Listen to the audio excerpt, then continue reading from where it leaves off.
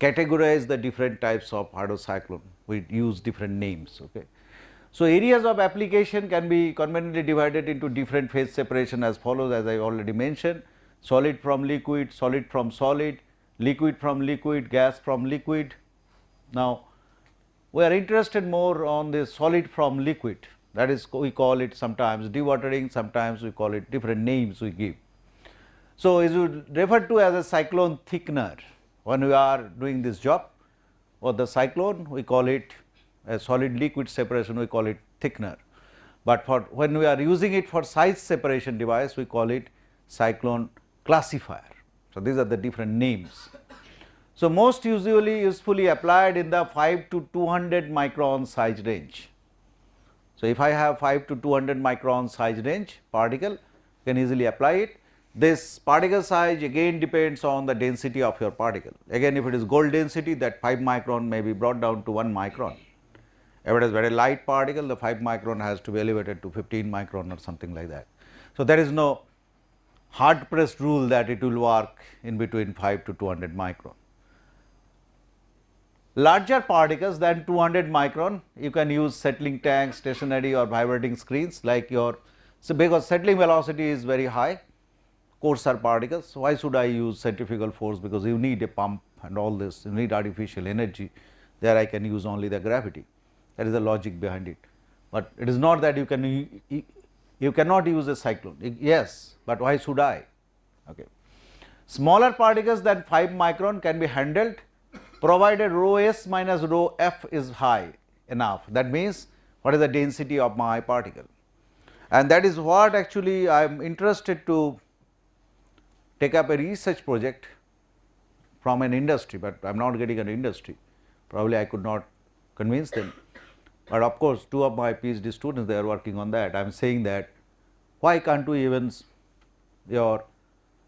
separate bacteria from my water? Why I cannot use this device as a water purifier?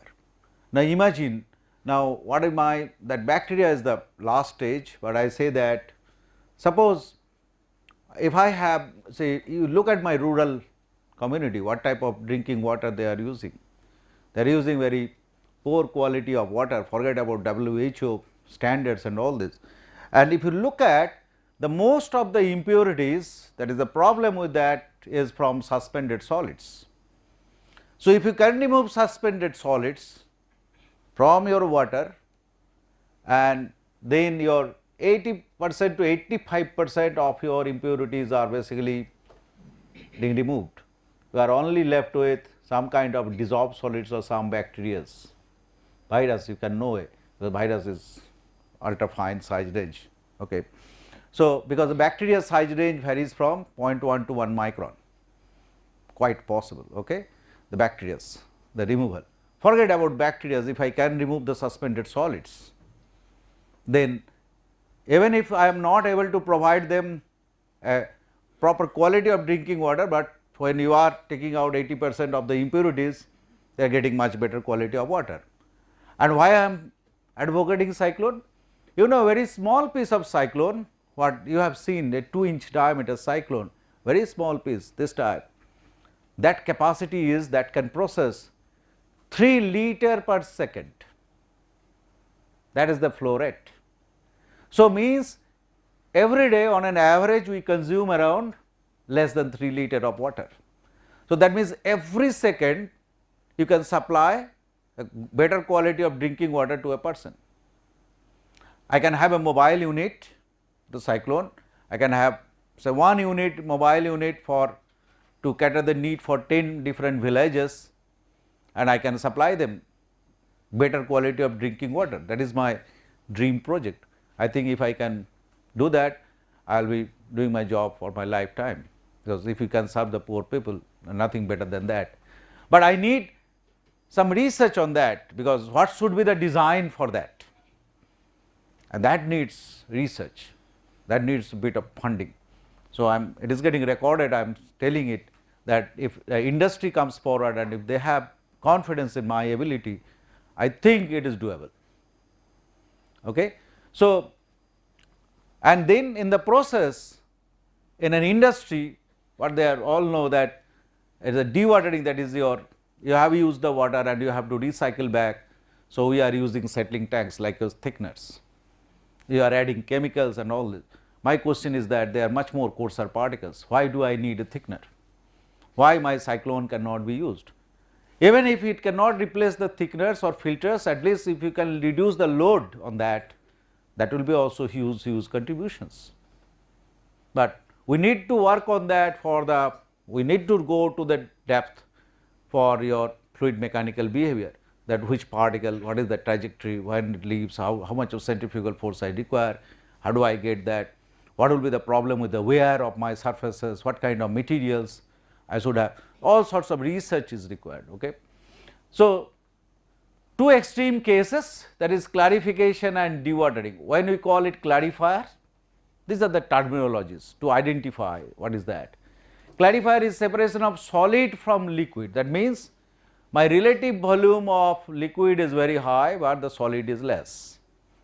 That means I have got some solid particle and I want to remove them. Then we call it basically the clarifier. And dewatering means separation of liquid from solid.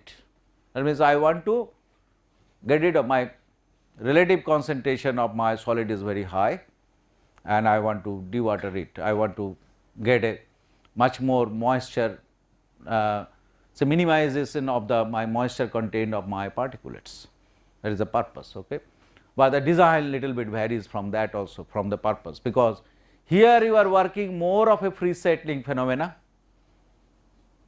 Again I am coming to the settling velocity thing, because your relative concentration of solid in fluid is much less. So, you will be dealing with free settling domain. Here you will be working on hindered settling domain. So, again the settling velocity plays a major role in selecting or in fine tuning my design of my cyclone based on that purpose. So, in both the cases the extent of separation depends on the feed size distribution, slurry characteristic, design and operating variables. A cyclone which is long in relation to its diameter is preferred. Long means lesser cone angle. That means I need more centrifugal force. For finer the particle, I need more centrifugal force. And how we can generate the more centrifugal force? One thing is that I can increase the inlet velocity. But if I want to increase the inlet velocity, what will happen? The wear will be more, my pumping cost will be more. So, your energy efficiency wise it may not be viable. Another trick is that I can reduce the cone angle, R, I can play with the R. So, that can give me more centrifugal force, that is the better way of doing it without wasting much of my energy, that is why I am saying. Okay. So, normally the hydrocyclone, that is for classification purposes what cyclone you have used, better we should avoid to use it as a thickening purposes. So, we should have a smaller cone angle cyclone, that is the basic design thing. Separation is based on the differences between size, density or shape. Separation based on size is termed as classification. Again and again I am saying that you cannot ignore the effect of shape and density.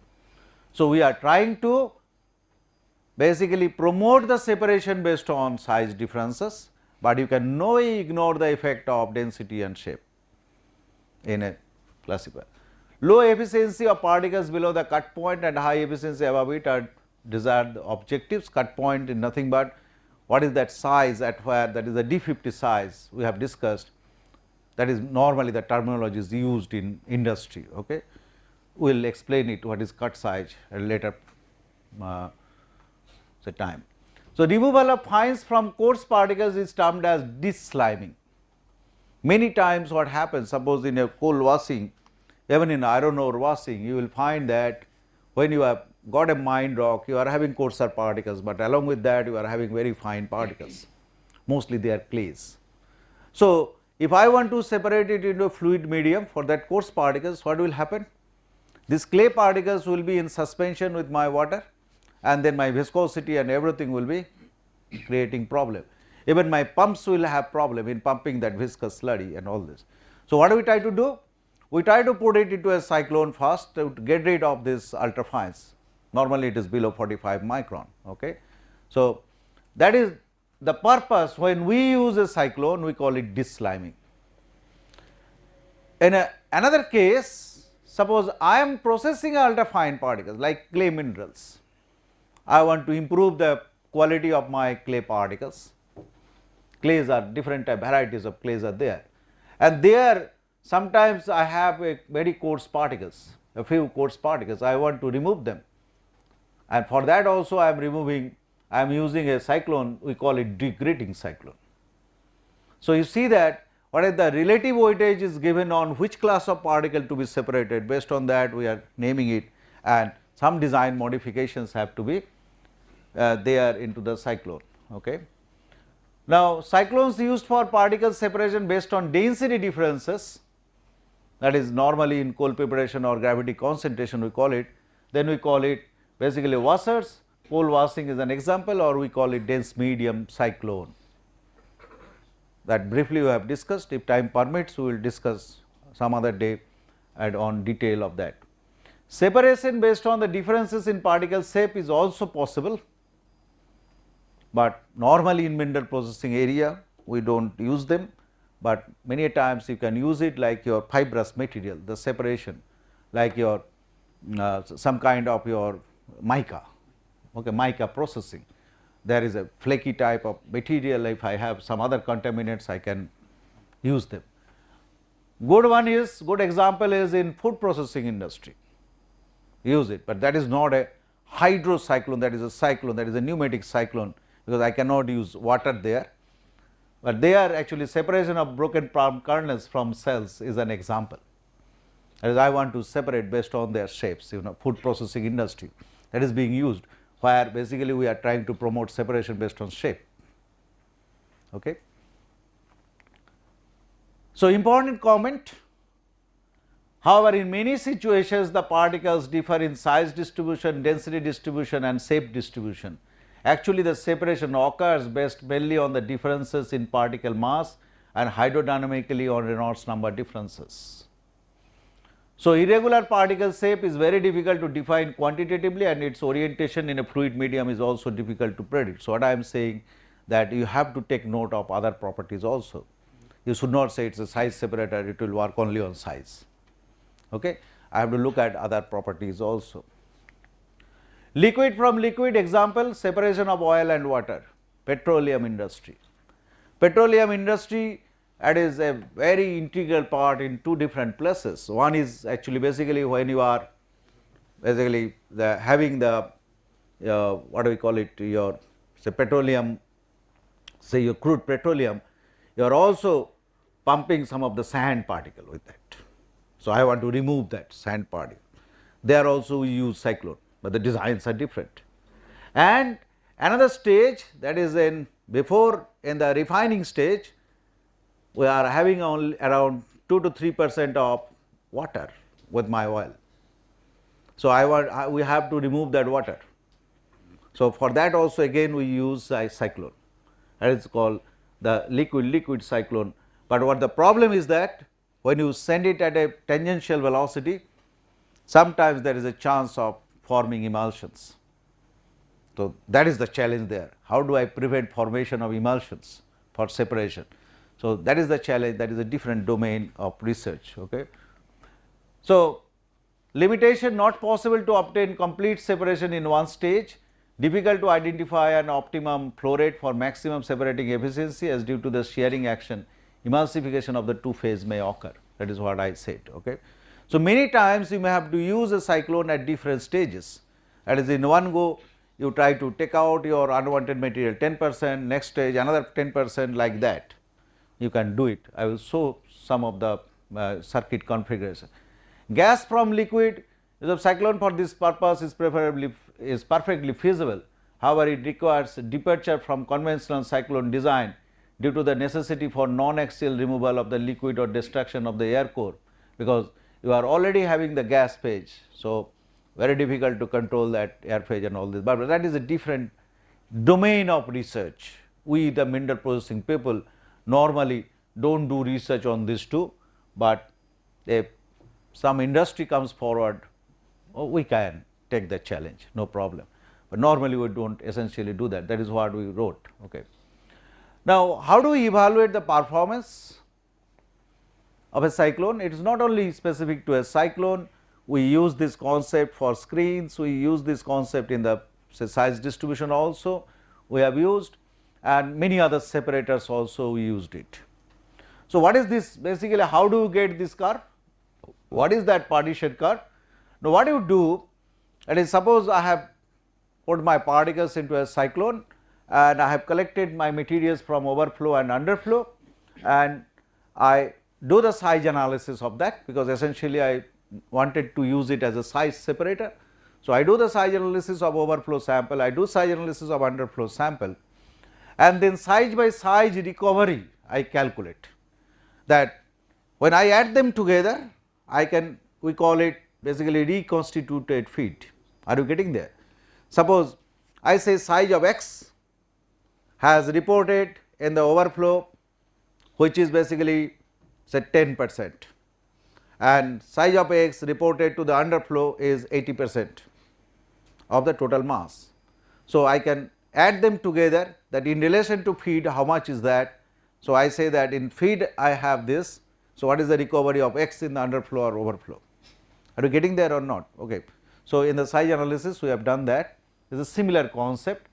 Now, then we plot it for each particle sizes as a function of particle size and your feed appearing in underflow, that is normally the convention, but that is technically nothing wrong if I plot it based on feed appearing in overflow also, but you will get a mirror image of that.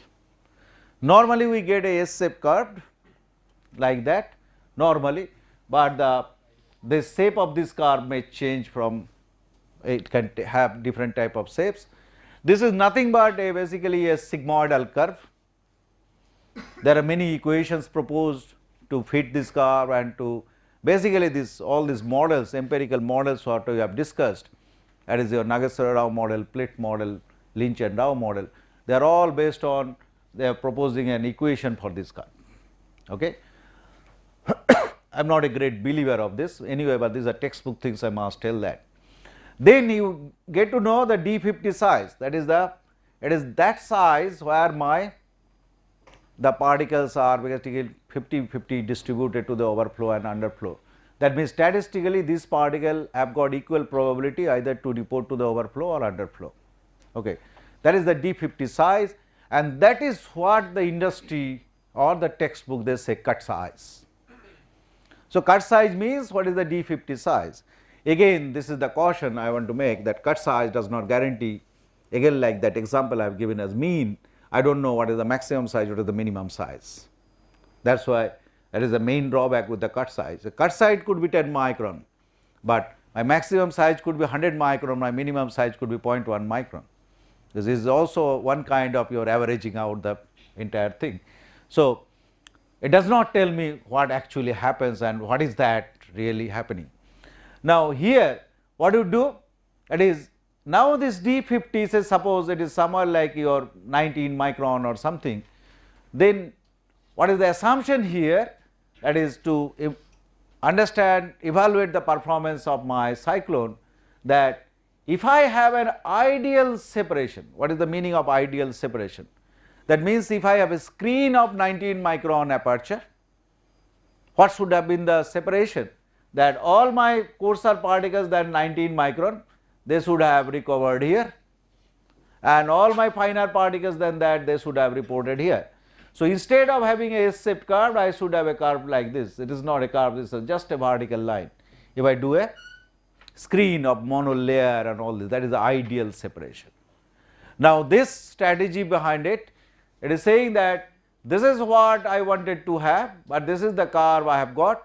So, the deviation from this line, what is the error, what is the area basically involved into this, between this curve and this straight line, that is the error area, that is basically the my inefficiency of my machine or efficiency of my machine.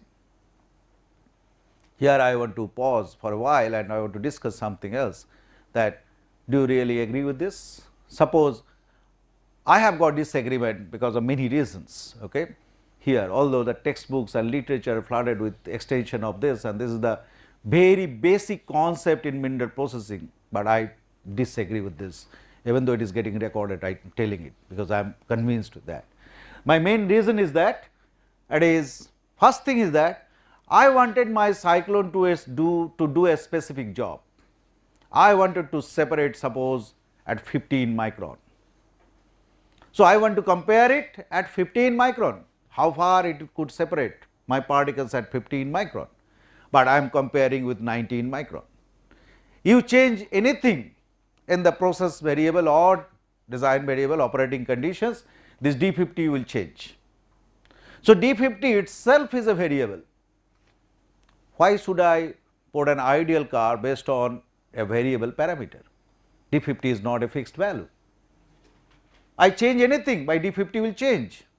So, then I am saying, so even though at 19 micron, if my car just gets superimposed with this, I say my cyclone is working at 100% efficiency, but I wanted to have a separation at 15 micron, but I am getting a separation at 19 micron. Does it meet my quality? That is number one. Okay. Number two, the inefficiency, that when I am saying performance of a machine, that means I want to know that what is the inefficiency of this machine, but this is entirely a process. In the same cyclone, if I have particles of monodensity particles, very close size range, two categories particle, like your 15 micron particle and 5 micron particle, only two distinct classes.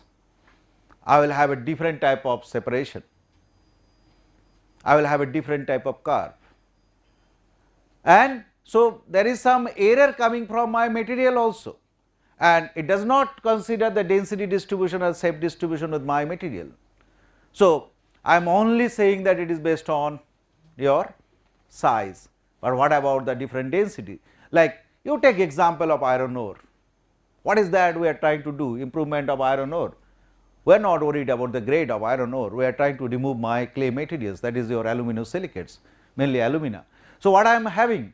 I may have your hematite, I will be having hematite, I will be having gypsite, I will be having various types of your iron ore mineral phases, they are all having different densities, and the clay could be of different nature. The clay is not one variety, there could be hundreds of varieties of clays coming. So, all the clays are having different types of densities. Then what will happen? So, and that is one case, and in another case I have only ideal situation, like there is no density variation, no shape variation, all are spherical, both are liberated, discrete sizes. So, there is some error coming from my material also, it is all material dependent, how much will be the separation.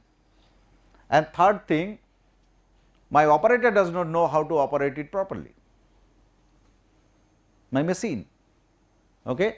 He does not know that how much should be the inlet pressure, what should be the spigot diameter, what should be the vortex finder diameter. So, it is basically we are talking about the inefficiency of the machine, but the sources of error, that is propagation of error, what we discussed it in sampling, that is propagation of error could be from various other sources. It may be coming from material, it could be material intensive, it could be by operator inefficiency, it could be my design inefficiency. So, why you are abusing or praising my machine for that, and we are not comparing with a fixed parameter. So, why should I say that this is the way I should look at, that is the imperfection, you calculate EP or something like that? I don't agree with that, but although I have to teach because these are on textbooks, but I request you to not to accept my comments, rethink that whatever we are taught, whatever is written in textbook, are we really doing it, is serving my purpose or not, that is what I want to say. So, in that case what you do, that is the imperfection you calculate, that is your D75, what is the 75% passing size minus D25 divided by 2 D50, like that then you calculate also EP sometimes, there is some formula for that, and then you say that my machine is working perfectly or not, that you decide based on that. but it does not tell me anything what is happening, the source of error is coming from where. So, whether my machine is perfect or others are imperfect or others are perfect, machine is imperfect, does not tell me that. Okay. You might disagree with me, but I am not, I am convinced. Okay. So, many mathematical models include the term. Now, you have seen that this is not passing from the origin. Okay. So, what literature said, that why it is not passing through the origin? Again, that is my argument. Okay. People simply said that it is basically the bypass. Bypass means some water has short circuited and it is going through the underflow, and because the water has come to the underflow, some particle has been transported to the underflow. So, because of that, that is basically it is not coming from the origin, it is that area is called the bypass, how much of water has come. So, I will come to that, my opinion. So, many mathematical models include the term corrected D50. What is the corrected D50 purpose is? To force it to pass through the origin. Okay. Now, what we are doing, taken from the corrected classification curve, here assumption is that the solids of all sizes are entrained in the coarse product liquid by short circuiting in direct proportion to the fraction of feed water reporting to the underflow. How the calculation is being done? Now, I am giving an example. Okay. That suppose the feed contains 16 tons per hour of material of a certain size and 12 tons per hour report to the underflow. That means, your inlet is 16 tons per hour, out of that 12 tons per hour is coming to the underflow. Then the percentage of this size reporting to the underflow and plotted on the normal partition curve is 75%. How much is the recovery? 12 tons out of 16 tons. So, 12 divided by 16 into 100 is 75%.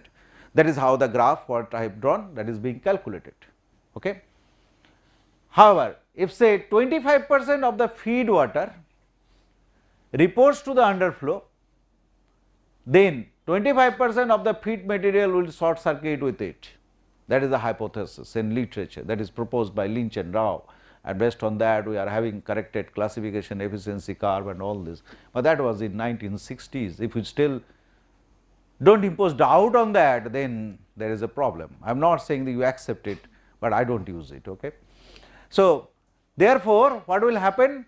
So, what it is saying that much of slurry or that much of particle has come to the bottom, not because of classification, it because of some other phenomena, that is called the short circuiting, that is water has come because of that.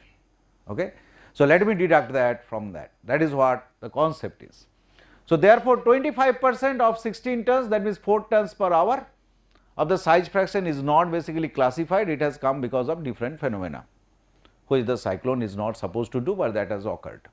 So, let me deduct that. So, what will happen? The corrected recovery of the size fraction is thus 12 minus 4 out of 16 minus 4. So, it becomes 67%. So, instead of 75%, you start with 67% and you do it for each sizes. So, what happens? When you do this, you get a curve like this, that is the corrected efficiency curve, and then you are getting a particle size and versus feed appearing underflow, and then what you are doing, that is the uncorrected and corrected classification curves. Now, again I want to pose my opinion on that. Okay.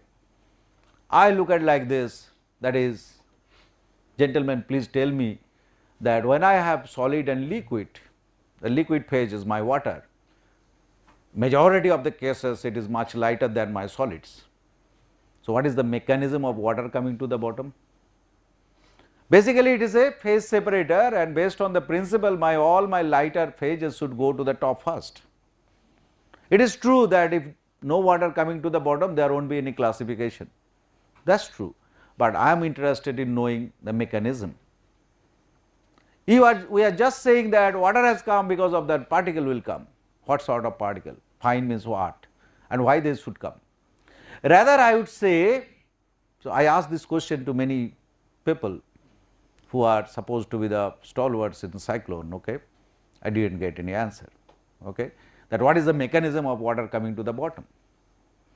But I have not proved it. My feeling is that the only mechanism for water coming to the bottom is because particles are coming to the bottom. It is just other way around. Because when the particles are trying to come down, they will drag some water, there will be some entrainment, there will be some entrapment of water. So, that should be a function of particle size distribution, particle your morphology and everything. So, it should be other way around, that how much of water coming to the bottom, that should be a function of how much of water and what type of particle, or how much of that particle is coming to the bottom. So, I do not accept this unless and until I get an answer for that, that is what is the mechanism of water coming to the bottom. And that is true. Basically, you will find there are many literature, many experimental data. If you do test, you will find that the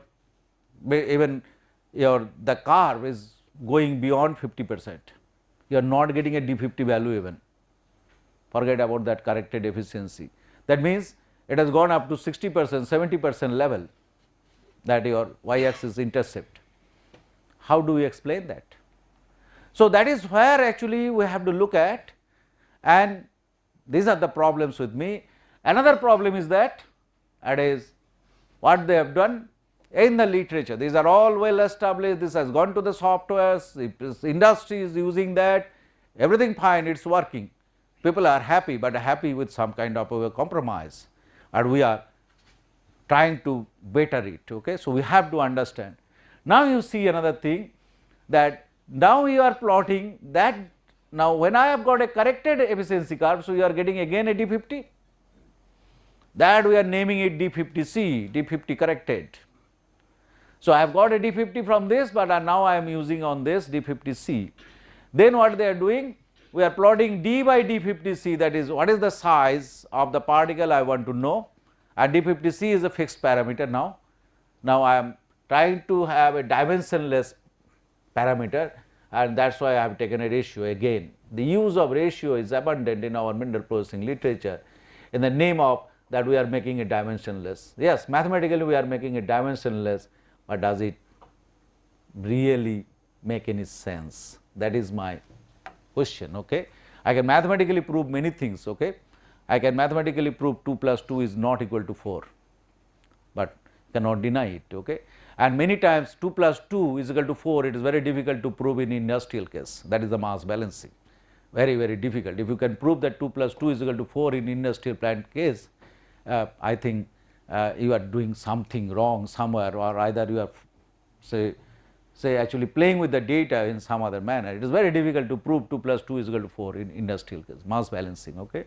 So, here the D by D50C, when I am plotting it, so Professor Lynch, he was again the founder director of JKMRC, and he has written many books on this, and suggests that this curve can be used to derive the actual performance that is independent of diameter, outlet dimensions, on operating conditions. And my comment is that may not be true, but I have to become polite, I put may not be always, okay, but it is not true. I am telling it. Okay. You have to be humble sometime. The reason is very simple. That is what it claims, the literature, that now if I get a curve like this, that is now independent of my process and design parameters. But my question is that how do I get D50C? D50C is dependent on my process and operating parameters. Are you getting there? Where from D50C has come? That is from original data, and that data, if you change anything, that data varies. So, my D50C varies. So, my D50C also varies. So, when I have a dynamic variable, how can I say it does not depend on operating and process parameters? Yes, it operates. You have just taken a ratio to show that it has become dimensionless. No, it does not become dimensionless. I cannot accept it. Okay. So, be careful about all this, and most of the models, they are basically developed based on this corrected efficiency curve and this D by D50C concept. That is why again I request you, when you are applying some model, be careful what is the origin of that model. Okay. Any model, any field, do not accept it on face value or by the name and fame of that person. Okay. Now, what are the design variables? We have already discussed what are the effects in terms of that settling velocity, and that my idea you can all understand what will be the effect. So, I will quickly rush through that. There is cyclone diameter, aperture diameters, body dimensions, feed inlet geometry, even interior surface finish. Can anybody tell me why interior surface finish is also a variable? Yes, it is the Moody's diagram what Professor Chakrabarty was discussing yesterday is the roughness factor. So, that will tell you what will be the roughness factor. So, basically your shear stresses and all this will come from that. Materials of construction, what material is made of, again the roughness factor is coming. Again the life of that machine will depend on that, what will be the nature of wear and all this.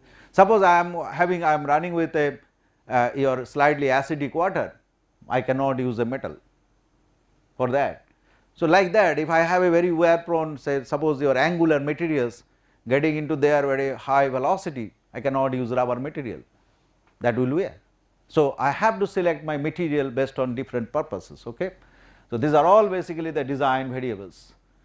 Then I have discussed that how the cyclone diameter will affect, probably you can go through that, you can understand it, because we have a time constraint now. Okay. Now, you know that it is basically we are having even a 48-inch diameter cyclone operated, 48-inch diameter cyclone is also available, okay, in the market, starting from 10 mm.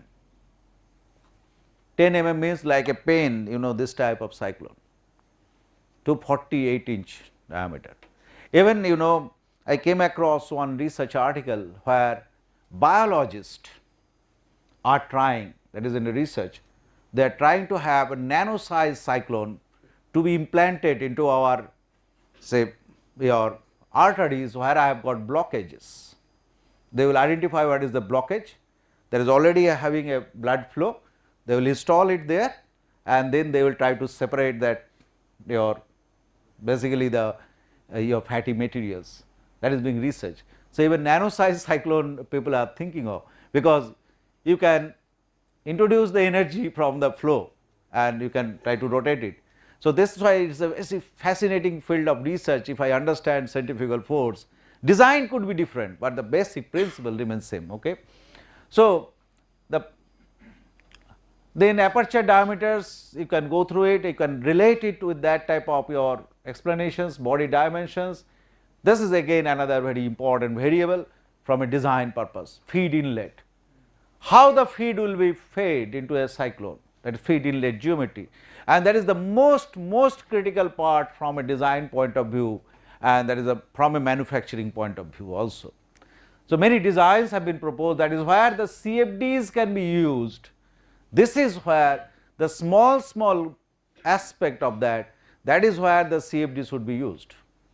That is, take a pure fluid like water and you see that at different designs where I am getting what type of velocities and all this.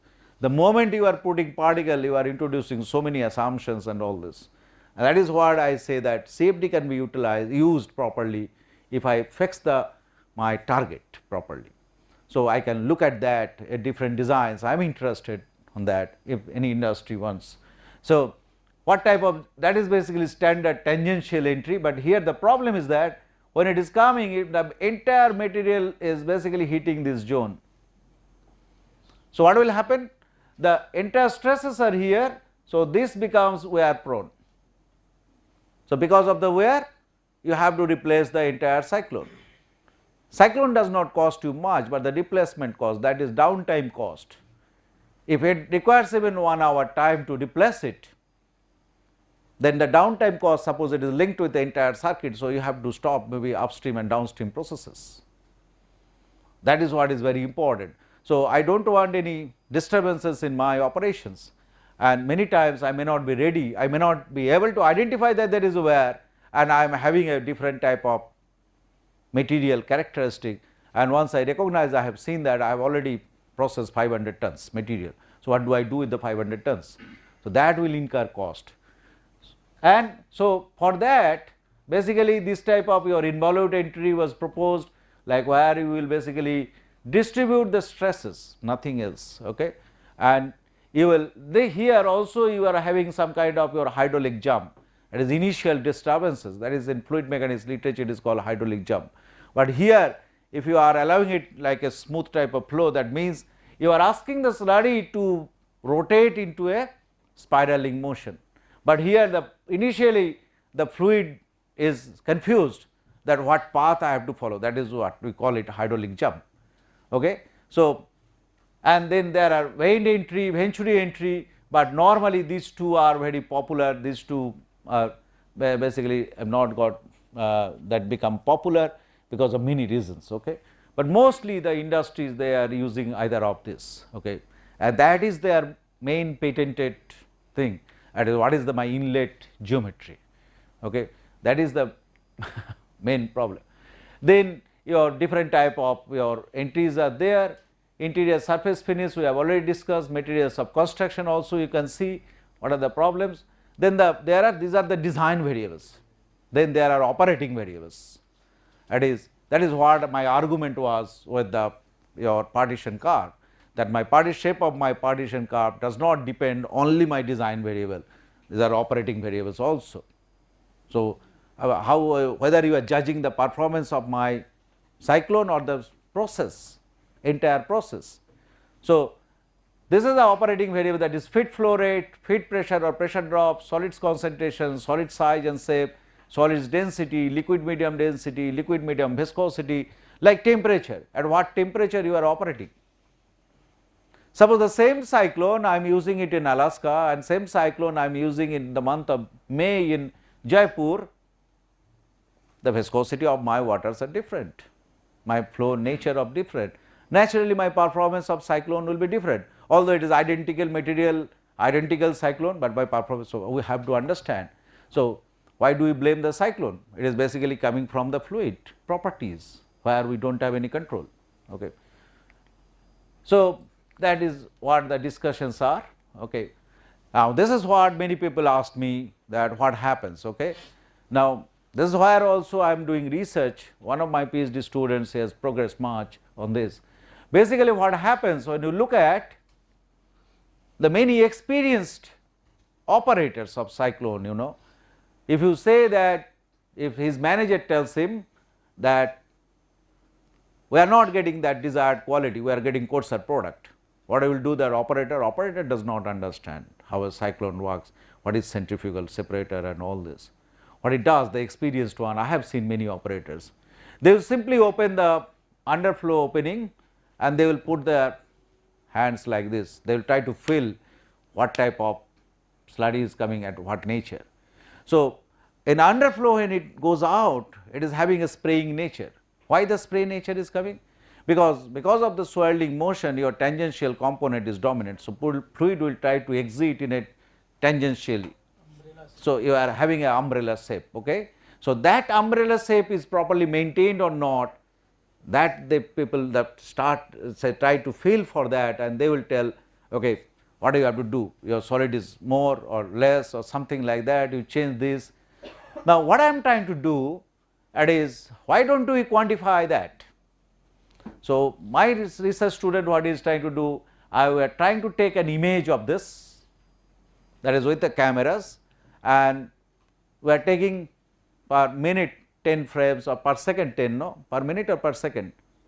Per second we are taking 10 images with the camera, and then we are trying to see the basically that measure that what is the cone, what is the angle of this spray, because how do I know umbrella shape, how do I quantify the spray discharge, what is the angle of that, 40 degree, 50 degree, 60 degree, 30 degree, I have to quantify that.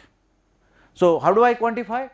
For that we are basically processing those images, we have developed little bit of my algorithm for image corrections also, because there will be noises and all this that he is doing, and then we are measuring that what is the cone angle for that, what is the angle for that spray, and then we are trying to correlate that what is my design of this and what is my operating and design variables and what is the response I am getting.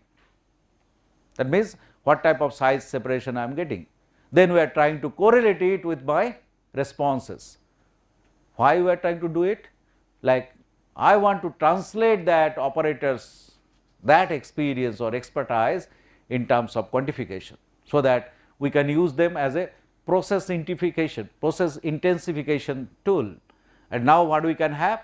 Now suppose, that is what I said, that suppose I have supplied an equipment and my operator and my user, they are having complaint that your cyclone is not working.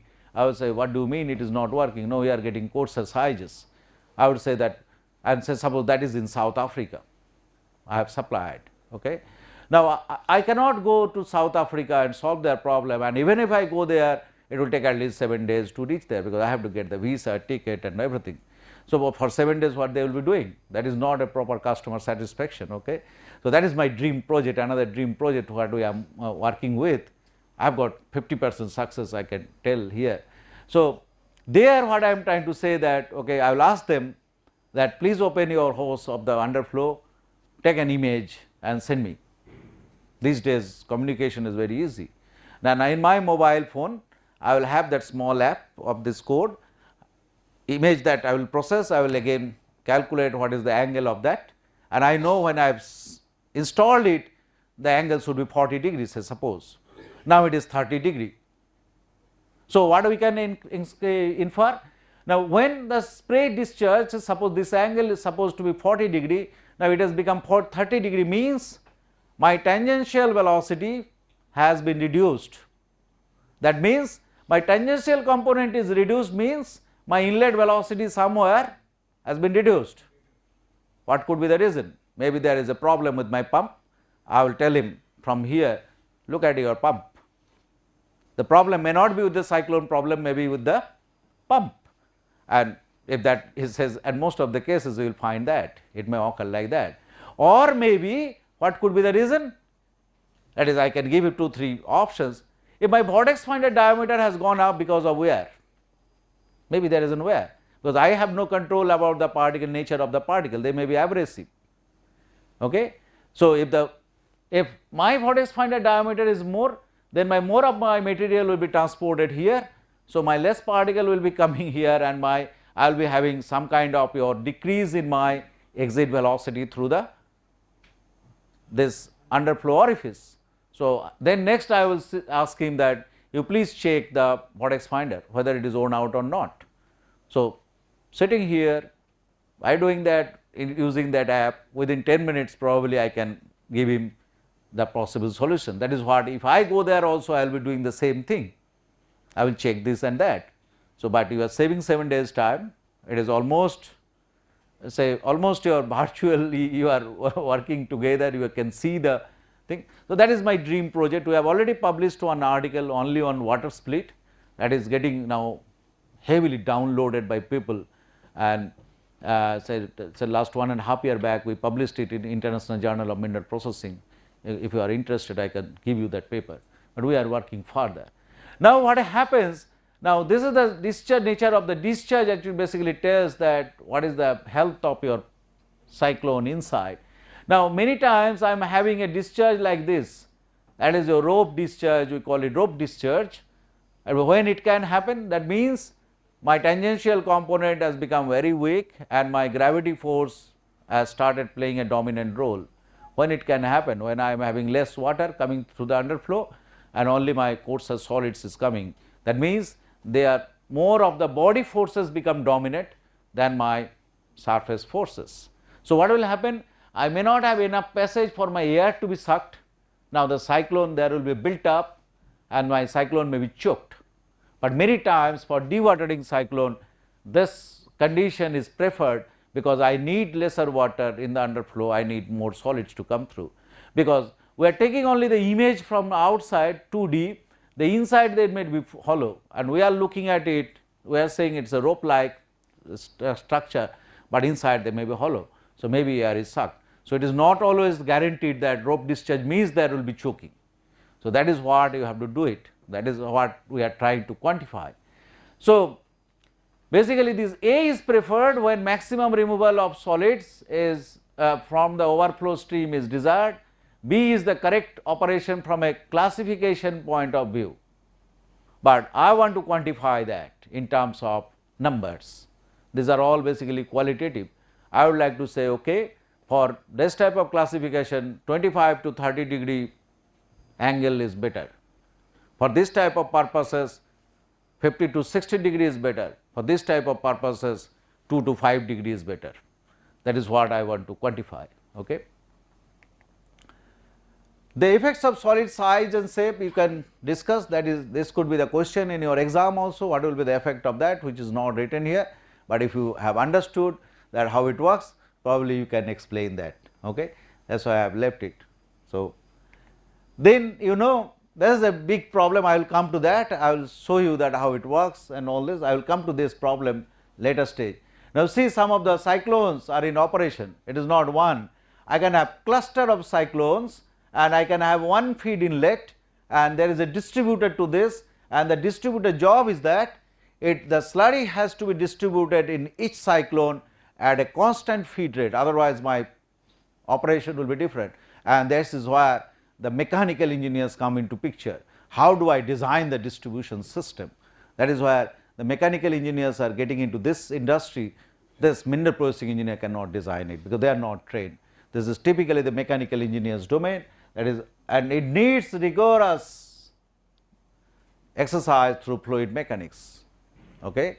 So, it is not only the design aspect, it is the knowledge of fluid mechanics is also required, because it is challenging. If I have 6 or 8 cyclones and I have got only one feed entry and that has to be split to equally to all the cyclones at a constant pressure, and you have to maintain the same solid concentration to each cyclone. It is very, very tedious job.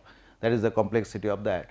That could be another design like this, clusters of this. You can have many cyclones together, but you will have one inlet, one slurry inlet, and outlets are also connected, so that I am collecting all the slurry in one outlet. Otherwise, I will have many outlets, but we can do that. So, these are again the design aspects of a cyclone manufacturers. How do I do it? Then I can have this type of system. The various types of systems are there, okay, to compromise with to maintain the capacity requirement. Okay. I will show you some interesting configurations of cyclones. That is, it is not one cyclone in a cluster, one type. I can have different type of combinations, like your say 2 hydrocyclone in series for clarification. Like I can target, that is, I want to segregate, say suppose 3-4 different size ranges, like in your say screens or your sieving operation. We have shown that in a laboratory I have got different sets of sieves and I am having different sizes particles of discrete sizes.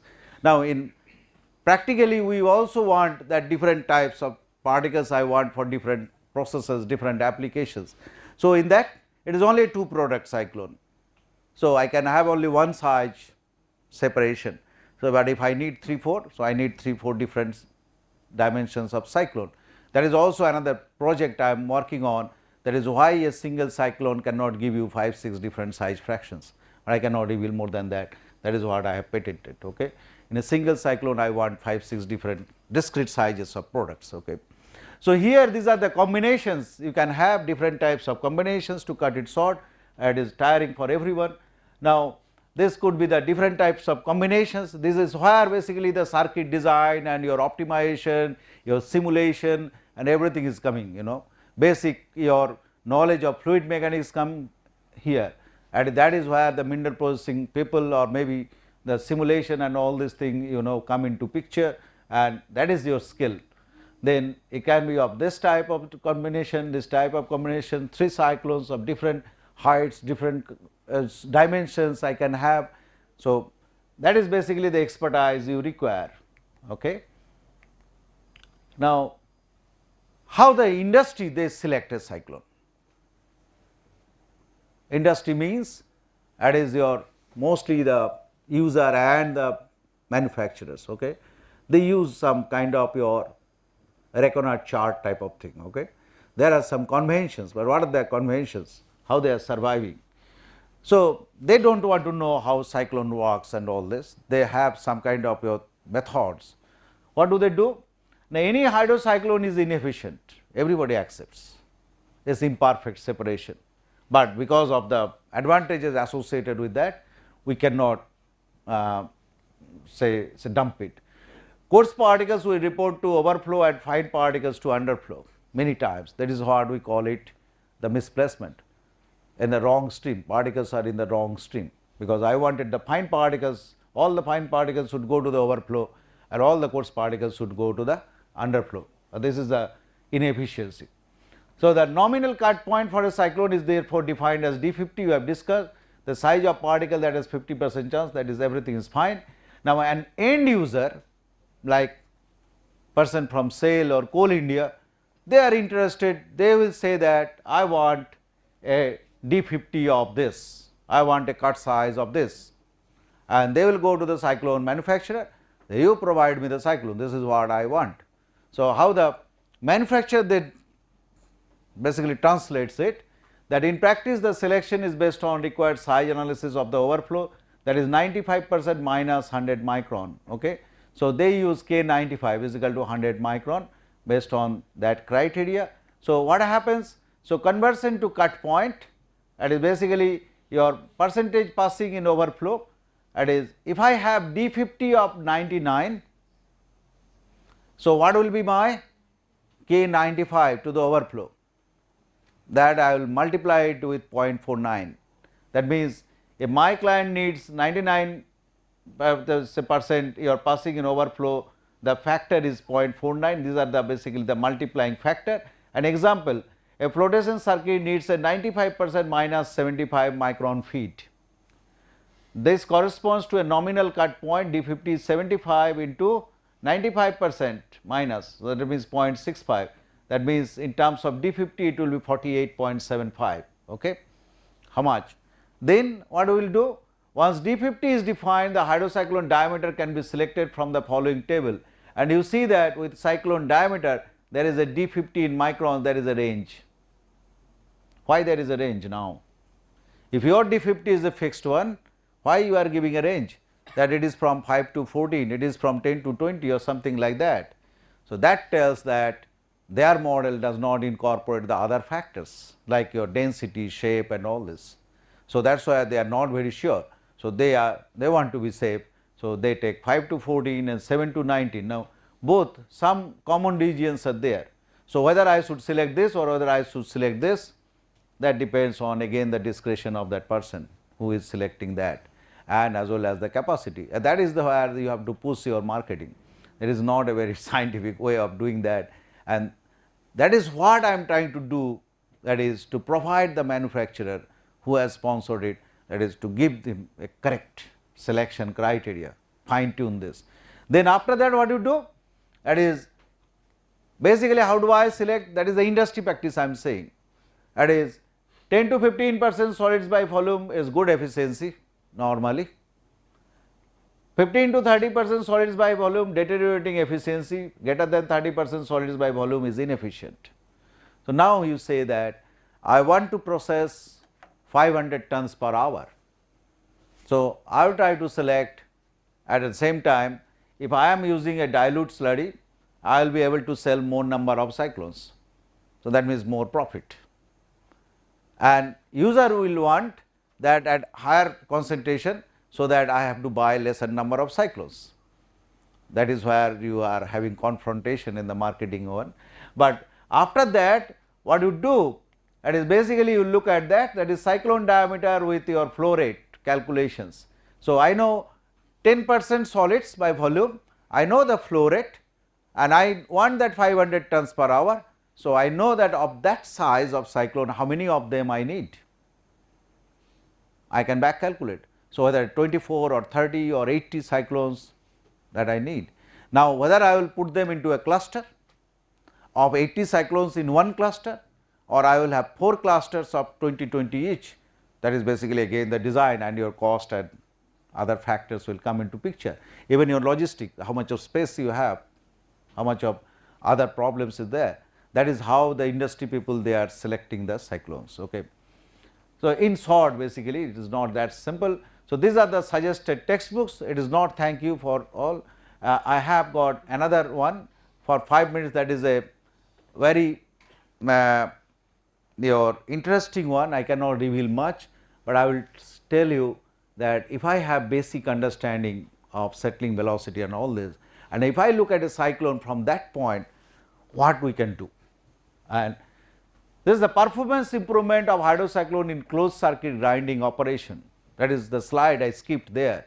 That is one of the most important application of hydrocyclone is in the basically grinding circuit, say suppose ball mill. There the energy utilization is around 1 to 1.2%. It is highly energy intensive. Now, I want my entire copper mineral, copper ore to be ground below 40 micron. So, what I do? I put it into a ball mill, and then I want to take out my particles which are already ground to below 40 micron. But how do I know whether it has been ground to below 40 micron or not? I cannot use a screen because it is a very fine size. So, I put a cyclone and set it at a 40 micron cut size. That is the circuit we have. That is a ball mill, and we call it a closed circuit because I have a cyclone here. I set it at a 40 micron cut size, and then whatever is going to the overflow, that I send it to the downstream processes. But underflow, that means that is coarser than my 40 micron, I send it back to the ball mill, and that is called the closed circuit grinding. That is like your do loop iteration. Okay? That is what we do it. But the problem here is that it is a burning problem for a long time for the industry, which I am confident that given the opportunity I can improve it. I am not claiming that I can solve it entirely, but I am convinced that I can improve it. What has been observed that around 30 to 40% of the finer particles, that is already ground to below 40 micron, but around 30 to 40% of that particle of the feed material, although they were supposed to go through the overflow because they are already finer than 40 micron, but they are coming through the underflow, and they are getting recycled back to the ball mill. So, what is happening in the process? You are over grinding them. So, that incurs more cost, plus when it is escaping, you are instead of getting below 40 micron, you are basically recovering below 20 micron particle, and downstream processes, they are also sensitive to particle sizes. So, downstream process efficiency is also having lot of problem. So, this is a burning issue, and in terms of energy how much it is, that is what this famous Professor Kawatra from Michigan Tech University, he did this research. He took up an industrial project, and that is a report which is available in the public domain.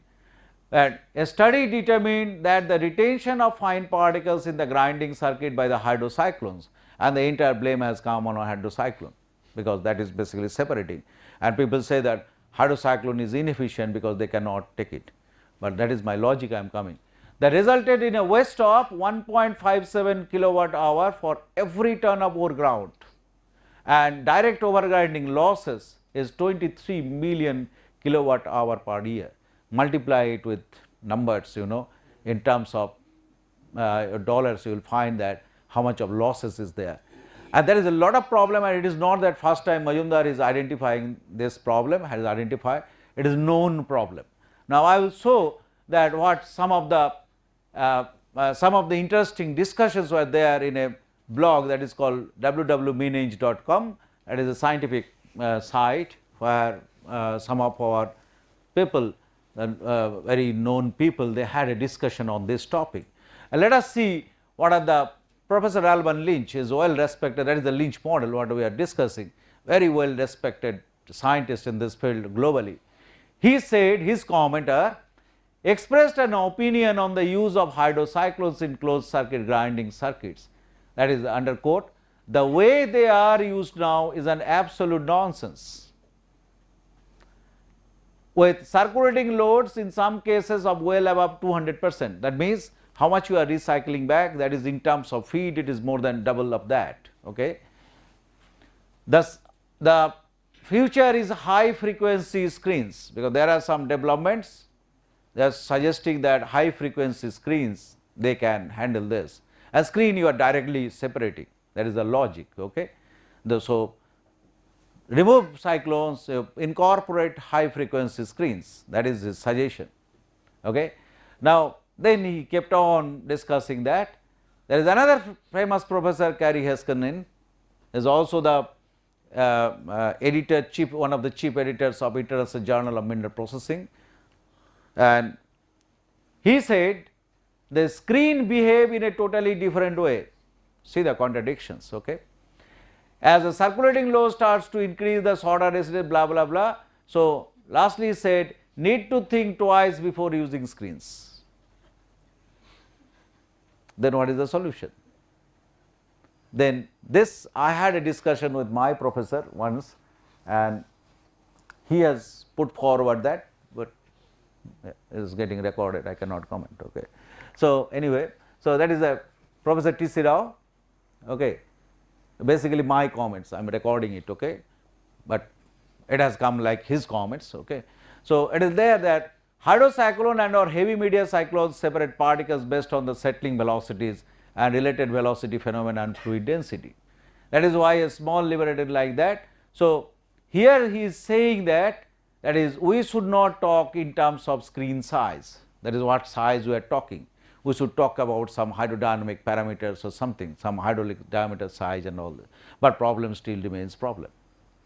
So, one of my very interesting project is on this. As I said, I cannot reveal much, but my criticism is that is already I have discussed, that is how do we evaluate the performance of a hydrocyclone. I started with that. Then I said that this is normally S-shaped curve and a variety of quantitative expressions is there. Then assumes that particles, that the hydrocyclone classifies particles based on particle size only. So, what is the major assumption? That it is a size separator, it separates only on the basis of size. Okay. But what about the other properties? It takes into account the quality, that is what is the size I am getting, as well as the quantity, because the partition coefficient, how much is the recovery, no problem, of the products. Okay. Now, how cyclones are selected, that we have already discussed. So, what are the inherent bottlenecks? Okay, that also we have discussed. Now, you see that to overcome this problem, somebody was saying about 3 products, cyclone and all this, that is what I am trying to bring it, that people even made the design modifications to the cyclone, and companies like Krebs, they are the stalwarts in this, they are American company and they are the major market shareholder on this. They have come out with a water injection cyclone, Gmax cyclone. What it is saying? That here basically the concept was based on again on that water coming to the bottom. So, it is bringing the particles to that. So, the idea was here that you inject more water here radially and in the upward direction. So, that my particles which are getting confused there, that where should I go. So, they should be given a path that you go upward, your path of say actually you must escape through the upward, okay, as if they will talk to them, okay, but naturally it did not work, but still they are selling it of the record, on the record also I am telling, and the drawback is you are getting a coarser cut size, you are getting a very coarse cut size. This is another one, another fellow with me who was doing PhD in that in JK Marcy. At the beginning I said it is not going to work. That is what you were discussing, the professor, that why don't you extend your vortex finder to this? It has been attempted, okay. It is already in the market, but it didn't work. This is what he did, that you have got one vortex finder, he had inserted another vortex finder inside that, and he has extended it up to different level and named it 3 products that I will collect those slurries with those finer particles, but again it didn't work like that. So, you have got coarser particle size, because none of these were designed based on the proper understanding of fluid mechanics. So, never try to design anything just based on your random thinking. Intuition driven thinking is many times good, it is okay, but you think twice, thrice, 5 times if it is based on intuition.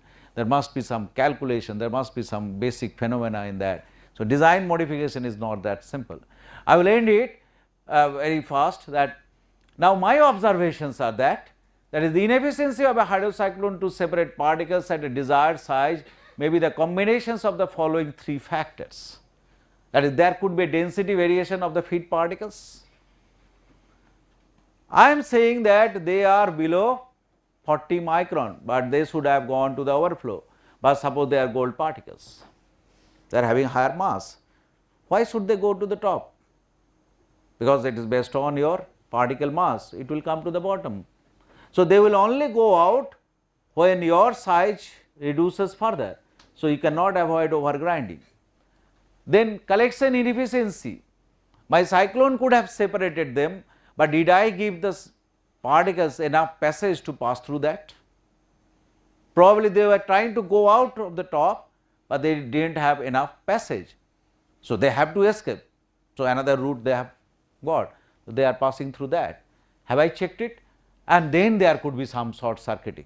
That is what the literature said. I cannot deny that, there may be, because I have not proved it. So, our hypothesis is that hydrocyclone separates particle based on relative settling velocity, which is not only a function of particle size, but also dependent on particle density and shape. Now, I will give this analysis that suppose I have got 4 different particle classes, starting from your density of 2.65, 3.1, 4.15, 5.15. Now, I do their settling velocity calculations as a function of size. Now, at present what we are trying to do, that is, I want to separate a particle, say suppose at 90 micron. So, I am going towards vertical direction. What are their settling velocities? So, this particle settling velocity is somewhere here, this particle settling velocity is somewhere here. How they can report in the same stream? Because their settling velocities are different. Rather, they will be separating the particles based on the settling velocity like this in a horizontal line.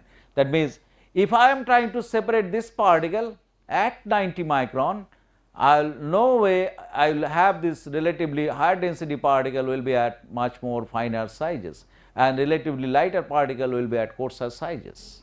That is a hydrodynamic phenomena. And this is probably the last slide.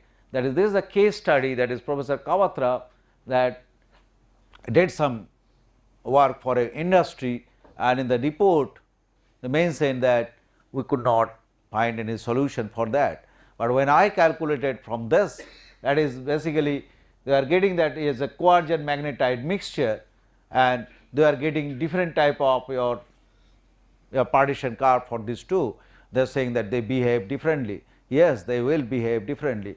But if I look at from the equal settling velocity principles, you see that this particle and this particle will come in the same stream, although their sizes are different, because they are of equal settling velocity. So, I can explain that why it is coming. Now, we can provide solutions. That I cannot reveal what is the solution I can provide. Okay? That is with my sponsor. So, this is the justification of that, that is the equal settling velocity concept. Okay?